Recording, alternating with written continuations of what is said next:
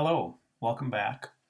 We are still continuing to build our magazine cover for Kids Club, taking you through the step-by-step instructions. Color change, sticking with color change, I wanted to talk a little bit about whitening teeth. So I'm going to zoom in here on the teeth here. You don't always have to whiten teeth, but I tend to whiten them just a little bit. So the first thing I want to do is I'm going to go to my Lasso Tool, and under feather, I'm going to feather, looking at this is about a 300, actually this is a 400 pixel per inch image digital photograph. I'm going to feather just 2 pixels. So what I want to do is I want to make a selection around the teeth. So I found the best way to do this is to just kind of split the blur on the lip edge and use my lasso tool to do that. I'll do just a little bit at a time, not getting all of the lip, but trying to get just that blur on the lip. So I go along the edge of the lip here and make that selection. Now it is blurring it. It's hard for you to see, but it's blurring it as I make that selection.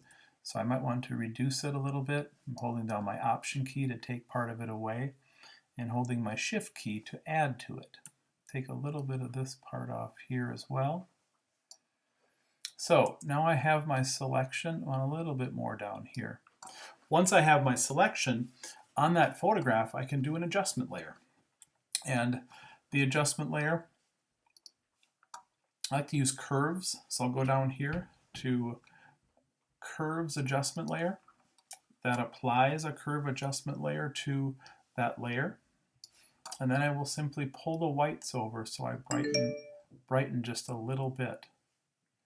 And you can see if I pull over too far, it gets too white. If I back up just a little bit, it'll brighten them.